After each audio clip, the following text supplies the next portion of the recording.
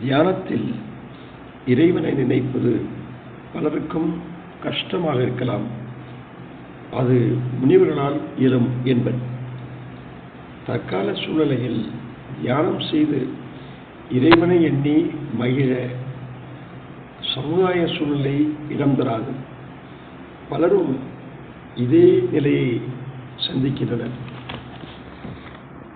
மன அமைதியை குறிக்கோளாக கொண்டு தனித்திருந்து பிற பிற தூண்டுதல்களிலிருந்து சற்றேனும் விடுப்பு பெற்று சிரத்தையுடன் மன ஆரோக்கியம் நாடுவதே தியானம் எனலாம்.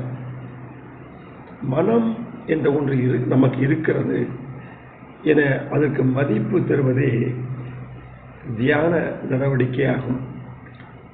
மனம் இணங்கி இருக்க வேண்டியது இணக்கம் மனத்தின் முக்கிய அம்சமாகும். மன இணக்கம் சுவை கூட்டுகிறது. மன நெருக்கம் வாழ்வில் பாக்கியம் ஆகும். மனத்தில் அமைதி இருப்பின் சாதனை கைகூடும். 1000 இருந்தும் வசதிகள் இருந்தும் நோ பீஸ் ஆஃப் மைண்ட், மன நிம்மதி, மன அமைதி இல்லை என ஞான ஒளிப்படத்தில் திரைப்பட வசனம் அனைவரையும் கவர்ந்த ஒன்று. 1000 இருந்தும் வசதியில் இருந்தும் நோ பீஸ் ஆஃப் மைண்ட். மனம் நிம்மதிக்காக இயங்குவது உண்டு. மனம் அமைதிக்காக ஆசைப்படுவது உண்டு. நம்மில் பலர் மனதின் இம்மாதிரியான முணுமுணுப்புகளை முனகல்களை மதிப்பதில்லை. மனதிற்கு அமைதி ஊற்ற தோழன் என்பதால் மனம் அமைதியே நாடுகிறது. மன அமைதி ஒரு சுகம். நாம் விரும்பியதை அடையும் போது நம் மனம் அமைதி பெறுகிறது. நம் மன அமைதி பெருகுகிறது. வெற்றி என்பது மன அமைதியை பல்கி பெருக வைக்கிறது.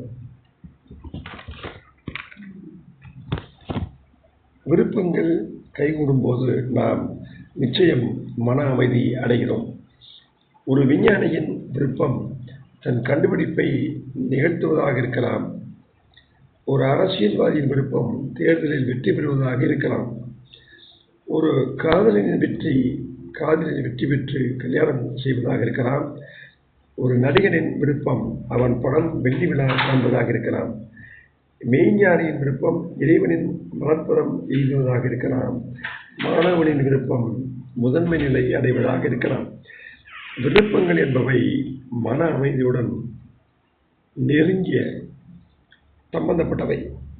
தாறுமாறான விருப்பங்கள் தாறுமாறான நிலைமைக்கு இட்டுச் செல்கின்றன. மட்டன் ஸ்டால் நடத்துபவர் மாண்புமிகு மந்திரியாக வேண்டும் என்று விரும்புகிறார் எனில் அது எக்கத்தப்பான விருப்பமாக நோக்கப்படுகிறது. அது போதாத காலம் என வர்ணிக்கப்படுகிறது. உரிய திறமைகளை வளர்த்து கொள்ளாமல் உயர்ந்த நிலை அடைய விரும்புவது ஒவ்வாத ஆசை என கணக்கிடப்படுகிறது. ஆபீஸ் பையன் ஆசியாவில் பெரிய செல்வந்தராகி அதிகாரம் செலுத்த விரும்பினால் அவன் அகலக்கால் வைக்கிறான் என பார்ப்பவர்கள் கூறுவர். சூதுகளாலும் சூழ்ச்சிகளாலும் சுதாக்க பாணியில் அந்தஸ்துகளை அடைந்தவர்கள் தங்க பஸ்பம் சென்று பளபளப்படையலாம் என முயன்றவர்களாக பட்டியலிடப்படுகின்றனர். சூதுகளும் சூழ்ச்சிகளும் அரங்கேற்றமடைவதில்லை. காணல் நீர் என அறியப்படுகிறது. மன சஞ்சலத்தை குறைப்பதற்குத்தான் தியானம். மனக்கலக்கம் குறைய தியானம் பரிந்துரைக்கப்படுகிறது. மன அவஸ்தையை கட்டுப்படுத்த தியானம் உட்கருவியாகும். மனம் நாளோடும் பொழுதோடும் உறவாட விரும்புகிறது. நாள் என்பதுடன் பொழுது என்பதுடன் மனம் அணுகி ஒன்றி இருக்க விரும்புகிறது. விலகி இருக்கால. மனம் என்பது என்ன? நாள் என்பது என்ன? பொழுது என்பது என்ன? மனம் நாளுடனும் பொழுதுடனும் டச் வைத்துக் கொள்ள விரும்புகிறது.